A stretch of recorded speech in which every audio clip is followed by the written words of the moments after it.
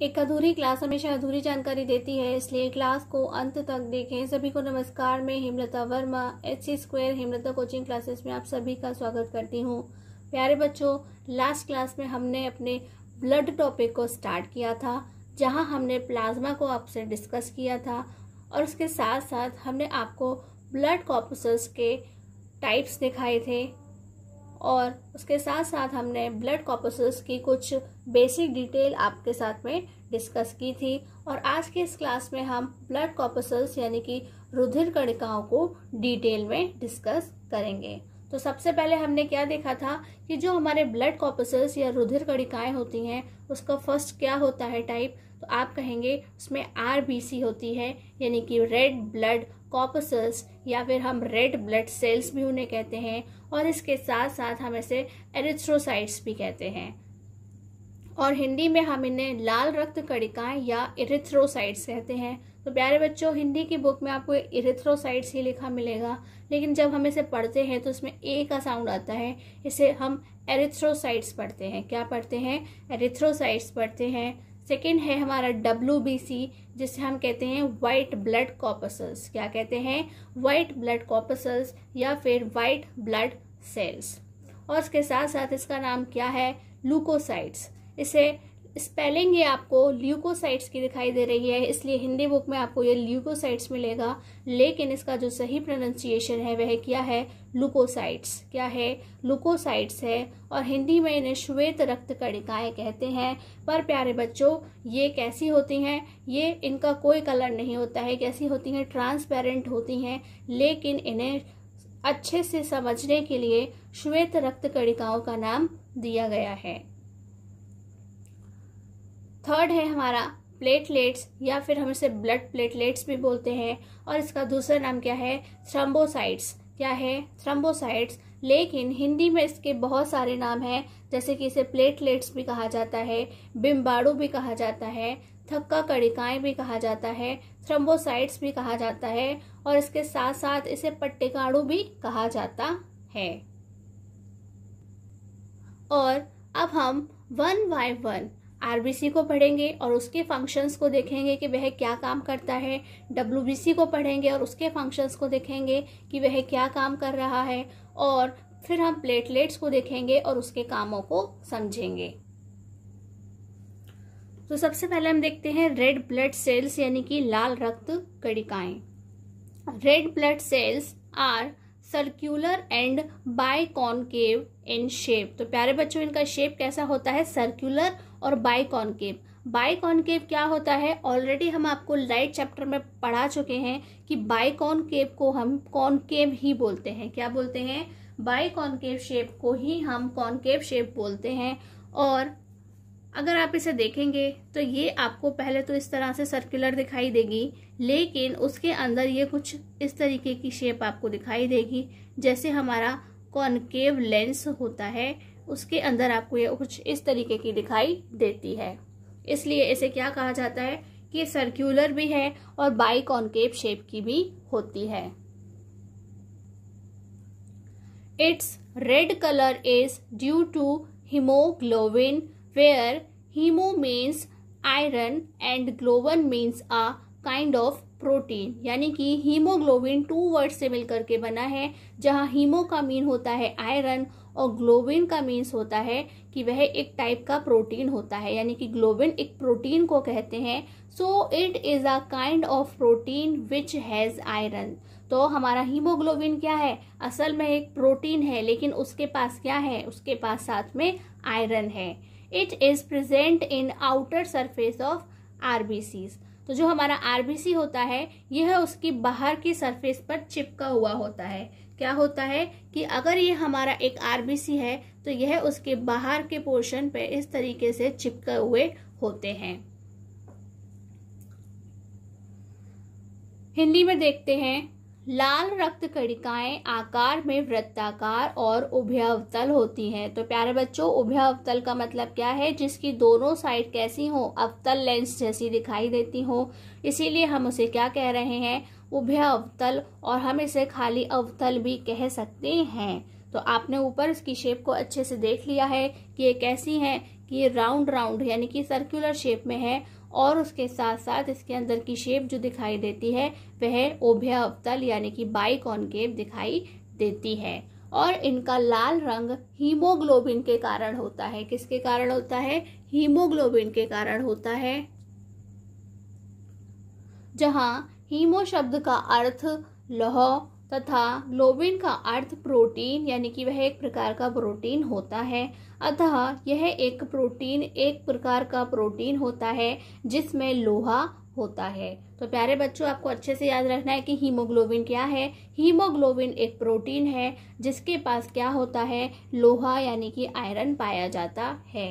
Haemoglobin RBC की बाहरी झिल्ली पर चिपके हुए होते हैं, यानी जो उसके बाहर का सरफेस होता है उसके ऊपर जो मेम्ब्रेन चढ़ी हुई है उसके ऊपर आरबीसी चिपके हुए होते हैं।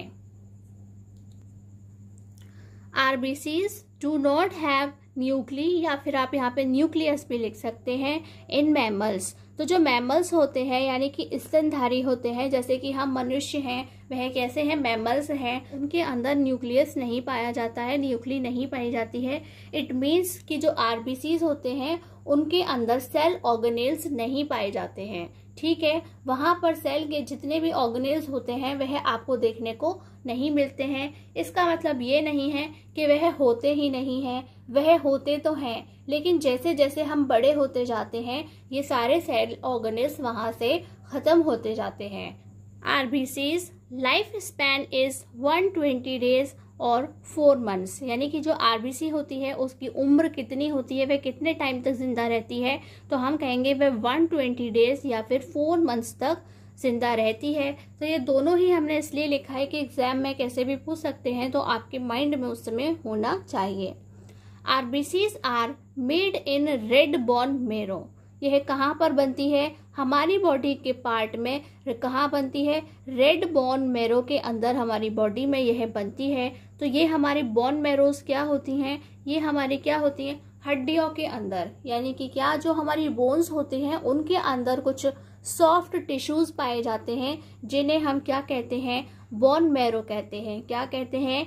बोन मैरो कहते हैं। तो जो उसका रेड वाला पार्ट है वह क्या बनाता है? आरबीसीज। क्या बनाता है? तो हम उसे क्या कहते हैं? रेड बोन मैरो क्या बनाता है?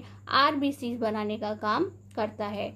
लेकिन जब बच्चा क्या होता है? मम्मी के टमी में होता है, यानी कि एम्ब्रियोनिक कंडीशन में होता है, भ्रूणीय अवस्था में होता है, इस दुनिया में नहीं आया होता है, तब आरबीसीज कहाँ बनते हैं? तब वह बच्चे के लिवर और स्प्लीन में बनते हैं। कहाँ बनते हैं? यकृत और प्लीहा में बनते हैं। तो प्यारे बच्चों, ये प्लीहा क्या होता है? आप इसे तिल्ली के नाम से जानते होंगे। यह कहाँ होता है? यह स्टमक के पास में छोटा सा होता है। आप इसे गूगल पर भी देख सकते हैं। RBCs die in spleen, so it is called graveyard of RBCs. तो प्यारे बच्चों, आरबीसीज क्या होती हैं? 120 डेज के बाद में मर जाती हैं, डाई हो जाती हैं। तो यह कहाँ पर डाई होंगी? स्प्लीन में डाई होती हैं। प्यारे बच्चों, पूरे टॉपिक को ध्यान से पढ़िएगा, हर एक लाइन आपको एक क्वेश्चन दे रही है। तो RBCs die in spleen, so it is called graveyard of RBCs, यानी कि पहले आरबीसी 120 डेज तक अपना काम करती रहेगी, जो उसका काम है। देन वह कहाँ जाएगी? स्प्लीन में जाएगी और वहां जाकर के मर जाएगी। इसलिए स्प्लीन को ग्रेवयार्ड का नाम दिया गया है, यानी कि उसे कब्रिस्तान कहा गया है। It is also called blood bank, यानी कि स्प्लीन को और क्या कहा गया है? ब्लड बैंक भी कहा गया है, क्योंकि आरबीसी यहाँ पे थोड़ा थोड़ा ब्लड जमा करती रहती है, डिपॉजिट करती रहती है, जिससे जरूरत के समय पर काम आ जाए। आरबीसीज यानी कि हीमोग्लोबिन, क्या कि जो काम बॉडी में आरबीसीज कर रहे हैं, इट मीन्स कौन कर रहा है? हीमोग्लोबिन कर रहा है। अब आपसे एग्जाम में चाहे आरबीसी का फंक्शन पूछा जाए या फिर हीमोग्लोबिन का फंक्शन पूछा जाए, दोनों के लिए एक ही चीज आपको लिखनी है। तो आरबीसीज और haemoglobin performs a very important function of carrying oxygen from lungs to body tissue. RBC या हीमोग्लोबिन हमारी बॉडी में क्या काम करता है कि वह ऑक्सीजन ले जाने का काम करता है। कहाँ से? वह हमारे लंग्स से लेकर के पूरे बॉडी टिश्यू के अंदर पहुंचाने का काम करता है। तो and small amount of CO2, और उसके साथ साथ में थोड़ी सी मात्रा में CO2 को भी लेकर जाता है from body tissue to the lungs. ठीक है, तो वह पहले बॉडी टिश्यू तक ऑक्सीजन पहुंचाता है और फिर वहां से कार्बन डाइऑक्साइड को लेकर के वापस लंग्स के पास में आता है। हिंदी में देखते हैं, स्तनधारियों के आरबीसीज में नाभिक नहीं पाए जाते हैं, यानी कि आप कहेंगे कि आरबीसी क्या है? एक सेल है और उसके अंदर कोशिकांग नहीं पाए जाते हैं, यानी कि स्टार्टिंग में उसके अंदर सभी सेल ऑर्गेनेल्स यानी कि कोशिकांग होते हैं, लेकिन जैसे जैसे ये बड़ी होती जाती है यानी कि मैच्योर होती जाती है, इसके जो सेल ऑर्गेनेल्स होते हैं वह खत्म हो जाते हैं।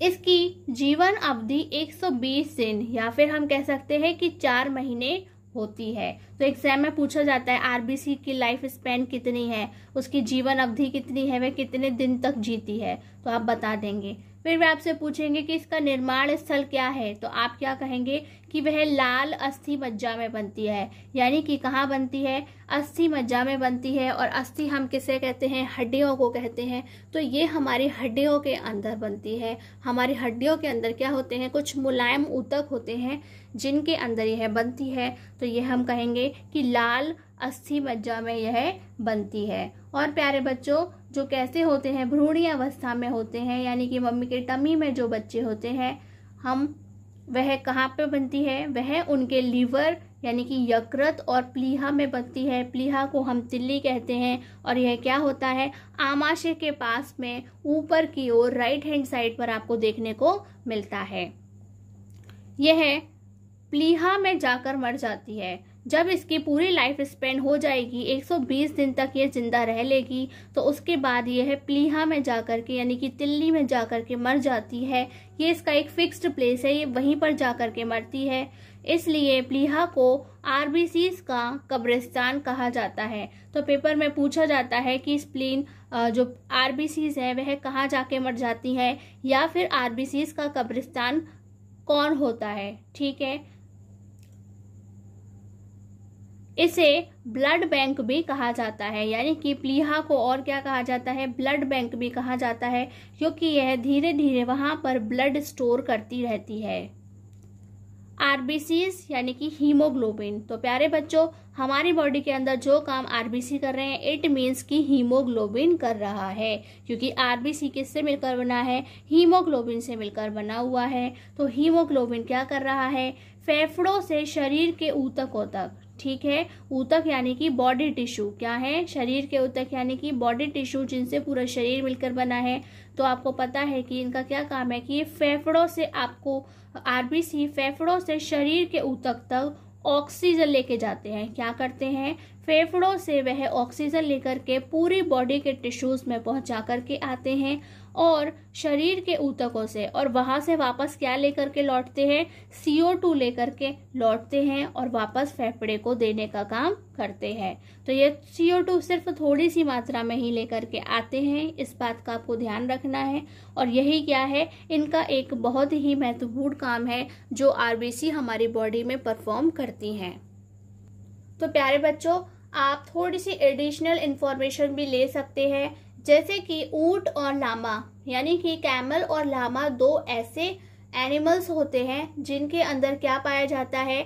आरबीसी के अंदर न्यूक्लियस पाया जाता है, लेकिन हम लोगों में न्यूक्लियस नहीं पाया जाता है। और इसके साथ साथ हीमोसाइटोमीटर क्या है? हीमोसाइटोमीटर एक ऐसा यंत्र है, या आप कह सकते हैं कि ऐसी मशीन है जो सेल्स को काउंट करने का काम करती है, यानी कि हमारी बॉडी में कितने आरबीसी हैं, कितने ब्लड सेल्स हैं, उनमें कितना हीमोग्लोबिन है, वह सबकी जांच करके बताती है। नेक्स्ट है व्हाइट ब्लड सेल्स, यानी कि श्वेत रक्त कणिकाएं। तो प्यारे बच्चों, यह श्वेत यानी कि व्हाइट रंग की नहीं होती हैं। ये कैसी होती हैं? ट्रांसपेरेंट होती हैं, लेकिन इन्हें अच्छे से स्टडी करने के लिए श्वेत नाम यानी कि व्हाइट नाम दिया गया है। All the white blood cells are spherical. कैसी होती हैं? स्फेरिकल यानी कि है गोलाकार की होती हैं, एंड इरेगुलर इन शेप। और यह भी कह रहे हैं कि ये इरेगुलर होती है, यानी कि इनकी कोई फिक्स्ड शेप नहीं होती है। और इसलिए इसे क्या कहा गया है कि यह स्फेरिकल तो है, यानी कि ये तो बता रहे हैं कि ये गोल है, लेकिन साथ साथ कह रहे हैं कि इरेगुलर है। So WBCs compare with amoeba due to its irregular shape. तो हमारा अमीबा कैसा है? बार बार अपनी शेप को चेंज करता रहता है।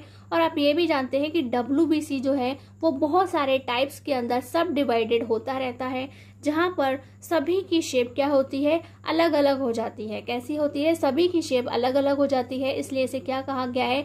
इर्रेगुलर कहा गया है, और इसे अमीबा से कंपेयर करा गया है। There is no pigment present, और यहाँ पर किसी भी प्रकार का कोई पिगमेंट नहीं होता है, क्योंकि पिगमेंट क्या करता है? कलर देने का काम करता है।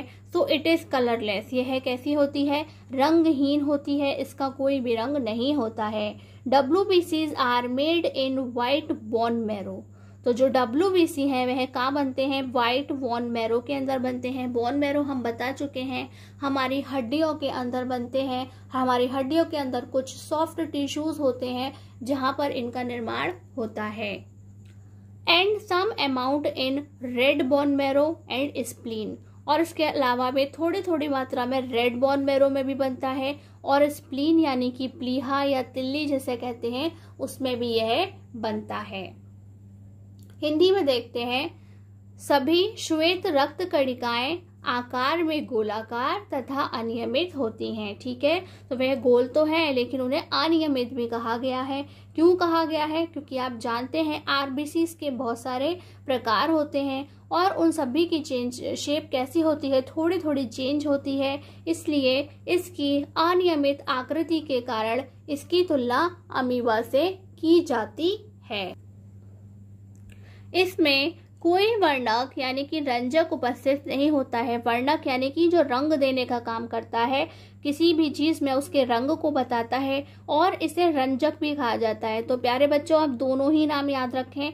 हो सकता है वहां पे वर्णक नहीं रंजक लिखा हो, तो आप अपने क्वेश्चन को छोड़ करके बिल्कुल भी ना आए।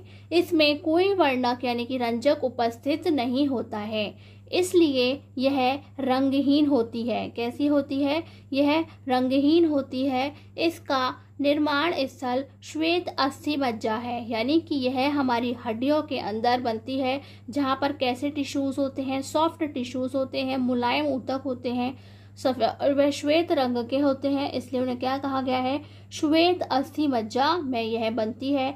तथा थोड़ी सी मात्रा में लाल अस्थि मज्जा और प्लीहा यानी कि तिल्ली भी इसका निर्माण करती है। तो आपसे बेसिकली पूछा जाए कि यह कहाँ बनता है, तो आप क्या लिखेंगे? श्वेत अस्थि मज्जा।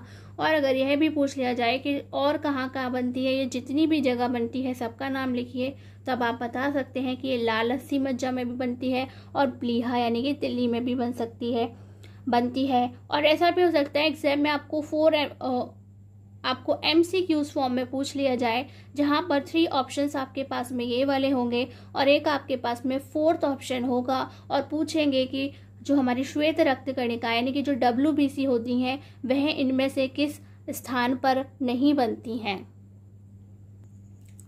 WBC's life span is 10 to 13 days, यानी कि इसका जो लाइफ होता है वह सिर्फ 10 to 13 डेज का ही होता है। RBC का तो बहुत था 120 डेज, ठीक है, लेकिन ये 10 to 13 डेज का ही होता है। WBCs are soldiers of the body. यह क्या होते हैं? हमारी बॉडी के लिए सोल्जर्स होते हैं। तो आप जानते हैं सोल्जर्स का काम क्या करना होता है कि वो हमारी रक्षा करते हैं, ठीक है, वह हमें प्रोटेक्ट करते हैं। जैसे हमारे जो कंट्री के बॉर्डर पर जो सैनिक होते हैं वह हमारी रक्षा करते हैं, उसी तरह से हमारे बॉडी के सोल्जर्स कौन होते हैं? WBC होते हैं, वह हमारी रक्षा करते हैं। So WBCs die in 3 to 4 days to fight against germs. तो ये जो WBC हैं वो 10 to 13 डेज तक तो जिंदा रह ही नहीं पाते हैं, असल में वह 3 से 4 दिन के अंदर ही मर जाते हैं। तो आप भी जानते हैं कि देश के सैनिक की भी उम्र कितनी होगी, वह कितने दिन रहेगा, किसी को नहीं पता होती है। और इसलिए यह भी क्या है 3 से 4 दिन में ही मर जाते हैं। और किस लिए मर जाते हैं, ये हमें फाइट करते रहते हैं, किससे, हमें जर्म्स से बचाने के लिए, जैसे कि हम उन्हें बैक्टीरिया कह रहे हैं, पैथोजेंस कह रहे हैं। पैथोजेंस क्या होते हैं, जो डिजीज को फैलाने का काम करते हैं, एक ऐसे मॉलिक्यूल्स होते हैं। और फॉरेन मटेरियल्स, फॉरेन बेटा आप जानते हैं फॉरेन हम किसको बोलते हैं, बाहर की कंट्री को। लेकिन यहाँ फॉरेन मटेरियल्स का मीन क्या है, ऐसी चीजें, कुछ बाहरी चीजें जो हमारे शरीर के अंदर आ गई हैं और हमें वो नुकसान पहुंचाएंगी, ये उसे बाहर निकालने का काम करते हैं, उससे फाइट करते हैं, जिससे वह हमें किसी भी प्रकार का हार्म ना पहुंचा सके। एंड इन्फेक्शन, और बॉडी में अगर किसी भी तरीके का इन्फेक्शन होता है तो WBC हमें उससे बचाने का काम करता है। WBCs मैन्युफैक्चर एंटीबॉडीज, तो WBC क्या बनाते हैं, एंटीबॉडीज बनाने का काम करते हैं, which are responsible for providing immunity in our body. और उन एंटीबॉडीज से हमें क्या मिलती है, इम्यूनिटी मिलती है। तो आप जानते हैं इम्यूनिटी क्या होती है, हमें बीमारियों से बचाती है। शरीर के अंदर जितने भी प्रॉब्लम्स चल रहे होते हैं, अगर हमारी इम्यूनिटी अच्छी होती है तो हम आसानी से बीमार नहीं होते हैं। इसलिए WBC क्या करता है, हमारी बॉडी को इम्यूनिटी प्रदान करता है। यानी कि अगर हमारी बॉडी के अंदर किसी भी प्रकार का कोई अटैक होता है, जैसे कि आप देख रहे हैं कि वहाँ किसी प्रकार की कोई बीमारी आ रही है, फॉरेन मटेरियल आ रहा है, बैक्टीरिया या पैथोजेंस हम पर हमला करते हैं, तो उस सिचुएशन में यह हमें बीमार होने से बचाता है। यानी कि ये कोशिश करता है कि हम बीमार ही ना हो, हमारी इम्यूनिटी को बूस्ट करता है। तो यहाँ से आपके बहुत सारे क्वेश्चंस बन रहे हैं, जैसे कि WBC की लाइफ कितनी होती है, बट असल में वह कितने टाइम्स तक ही जिंदा रह पाते हैं, और WBC हमारी बॉडी के अंदर क्या होते हैं, सोल्जर्स का काम करते हैं। WBC हमें किस तरह से प्रोटेक्ट करते हैं, और WBC हमारी इम्यूनिटी को बूस्ट करने का काम करते हैं।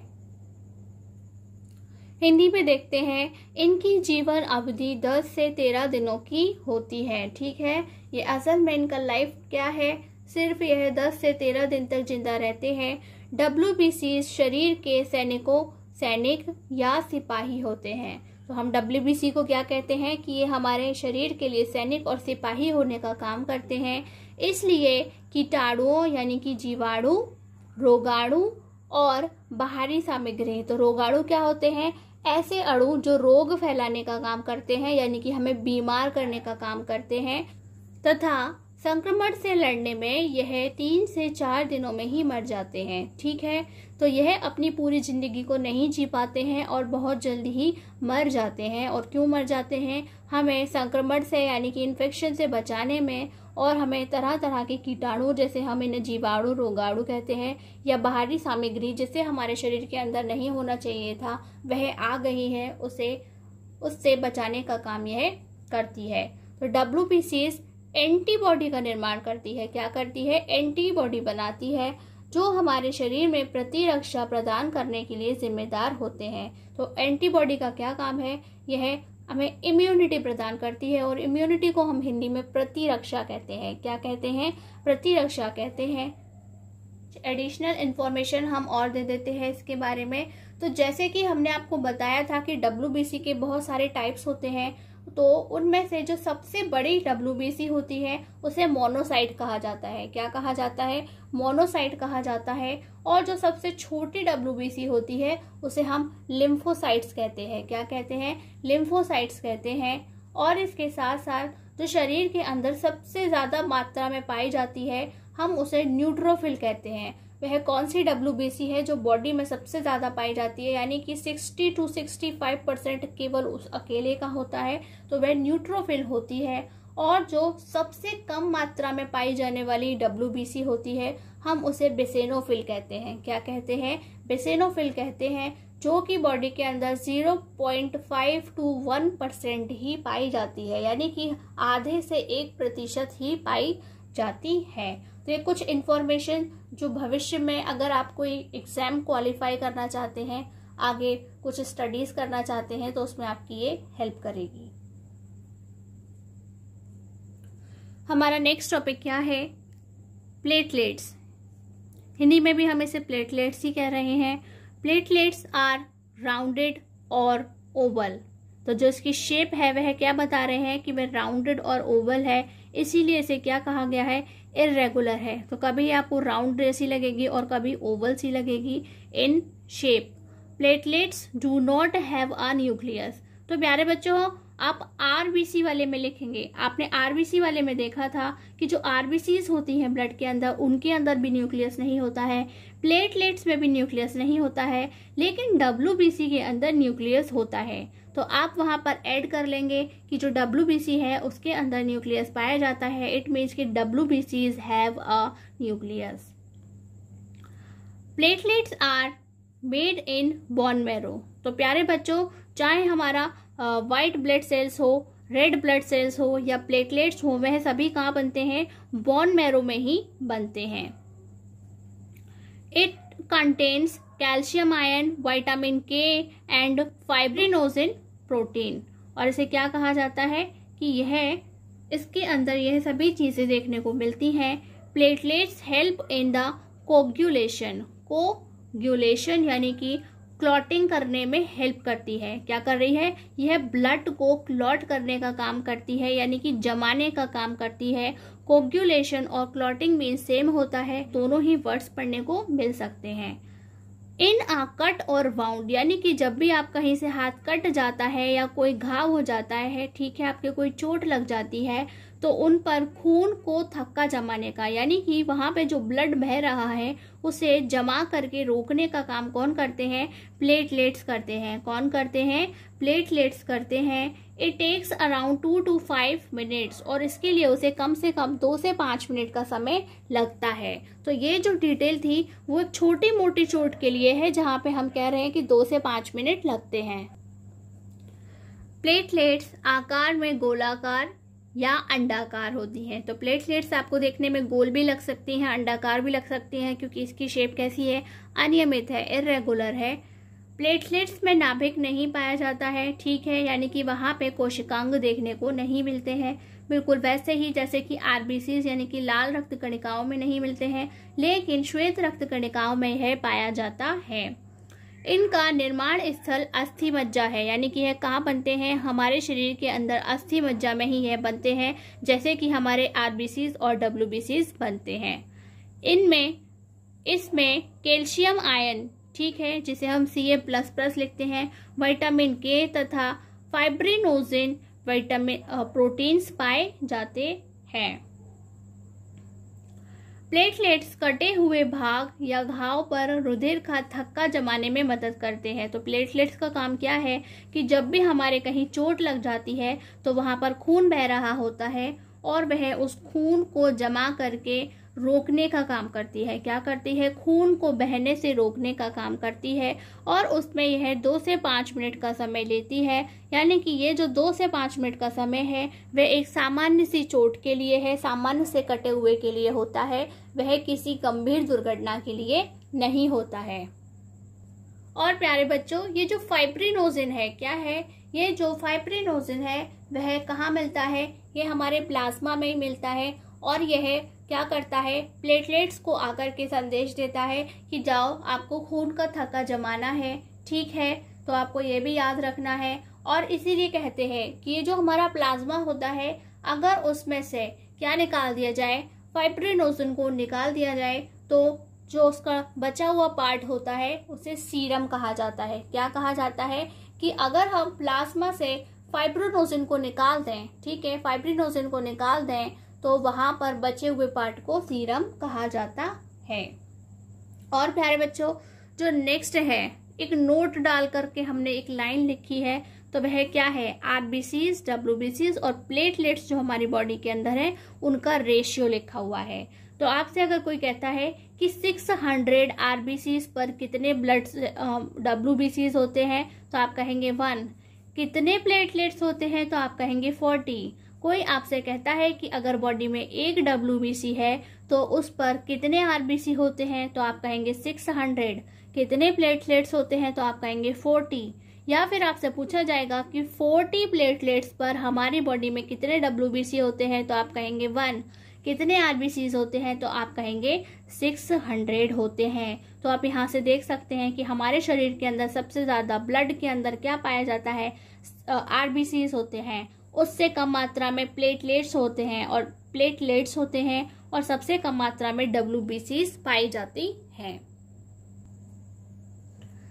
नेक्स्ट टॉपिक हमारा क्या है, फंक्शंस ऑफ ब्लड, यानी कि रुधिर क्या काम करता है, ब्लड क्या काम कर रहा है। तो प्यारे बच्चों, जो काम प्लाज्मा कर रहा है यानी कि ब्लड कर रहा है, जो काम आरबीसीज कर रहे हैं यानी कि ब्लड कर रहा है, जो काम डब्ल्यूबीसीज कर रहे हैं यानी कि ब्लड कर रहा है, जो काम प्लेटलेट्स कर रहे हैं वही काम ब्लड कर रहा है, क्योंकि ये सभी क्या है, ब्लड के कंपोनेंट्स हैं, यानी कि रुधिर के हिस्से हैं। क्या है, रुधिर इन सब से ही मिलकर के बना हुआ है। तो प्यारे बच्चों, ये सभी चीजें वहीं से ली गई हैं, प्लाज्मा से और आरबीसी से, डब्ल्यूबीसी से और प्लेटलेट से, जिनके अंदर थोड़ी थोड़ी एडिशनल इंफॉर्मेशन साथ में लिखी गई है।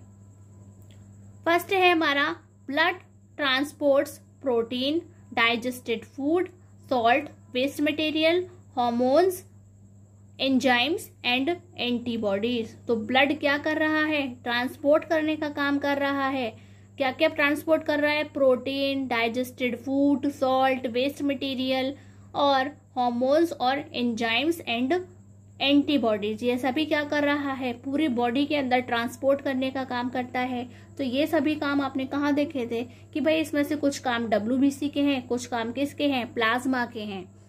रक्त या फिर हम रुधिर कहेंगे, खून कहेंगे, प्रोटीन, पचे हुए भोजन, नमक, अपशिष्ट पदार्थ कौन से हैं, जिन्हें हमें अपनी बॉडी से बाहर करना है, जैसे कि हम यूरिनेट करेंगे यानी कि यूरिया को बाहर निकालेंगे, और जो हमारा वेस्ट मटेरियल है उसे भी बाहर निकालेंगे, CO2 को बाहर निकालेंगे, हॉर्मोन्स, एंजाइम्स एंड एंटीबॉडीज। ठीक है, इन सभी का क्या करता है, यह परिवहन करता है, पूरी बॉडी के अंदर पहुंचाने का काम करता है। सेकंड है, blood transports oxygen from lungs to body tissue. यह क्या करता है, रुधिर फेफड़ों से शरीर के ऊतकों तक ऑक्सीजन पहुंचाता है। तो यह काम किसका है, आरबीसी का है। किसका है, आरबीसी का है। वह क्या करेगा, लंग्स से पहले हार्ट में जाएगा। किस में जाएगा, लंग्स से वह पहले हार्ट में जाता है और हार्ट से हमारे पूरी बॉडी टिश्यू के अंदर पहुंचा दिया जाता है, क्योंकि हार्ट क्या करेगा, पंप करने का काम करेगा, और पंप करने की वजह से जो हमारा ब्लड होगा वह पूरी बॉडी में फैल जाएगा। थर्ड है, blood transport CO2 from body tissues to the lungs. तो हमने आपको बताया था कि जब यह O2 लेकर के जाता है और फिर क्या करता है, लौटते में CO2 को लेकर के वापस लंग्स पहुंच जाता है। कौन पहुंच जाता है, आरबीसीज पहुंच जाते हैं। तो ये भी कहाँ से लिया गया है, आरबीसी जो हमने आपको पढ़ाया था ये वहीं से लिया गया है, ये आरबीसी ही काम करता है। तो रुधिर CO2 को यानी कि कार्बन डाइऑक्साइड को शरीर के ऊतकों से फेफड़ों तक पहुंचाता है। नंबर 4 है, blood protects the body from disease and provide immunity. यह क्या कर रहा है, ये हमारी डब्ल्यूबीसी का काम है। वह क्या करता है, हमारी आर्मी है, हमारे लिए सोल्जर्स हैं। क्या है, वे हमारी बॉडी में आर्मी की तरह होते हैं, यानी कि वह हमारे सोल्जर्स होते हैं जो हमारे क्या करते हैं, प्रोटेक्ट करने का काम करते हैं। किससे प्रोटेक्ट करते हैं, डिजीज से करते हैं, और हमें क्या देते हैं, इम्यूनिटी देते हैं, जिससे कि हम बीमार ना हो, कोई रोग हमें ना पकड़े। तो रुधिर शरीर को रोग से बचाता है। क्या करता है, रुधिर शरीर को रोग से बचाता है और रोग प्रतिरोधक क्षमता प्रदान करता है। रोग प्रतिरोधक क्षमता यानी कि इम्यूनिटी को कहते हैं, जो हमें रोग से बचाने का काम करता है। फिफ्थ है, blood helps in formation of clots to heal cut and wounds. यानी कि जो हमारे प्लेटलेट्स हैं वे क्या करते हैं, क्लॉटिंग का काम करते हैं, कोगुलेशन का काम करते हैं, यानी कि खून का थक्का जमाने का काम करते हैं। उससे क्या होता है, हील होता है, यानी कि ठीक होता है। कट एंड बाउंड यानी कि जो भी कटा हुआ या घाव है उसे भरने का काम करता है। कैसे भरने का काम करता है, खून का थक्का जमा करके उसे वह वहीं पर रोकने का काम करता है। रुधिर कटे और घाव को भरने के लिए थक्का बनाने में मदद करता है। ठीक है, तो ये किसका काम है? प्लेटलेट्स का काम है।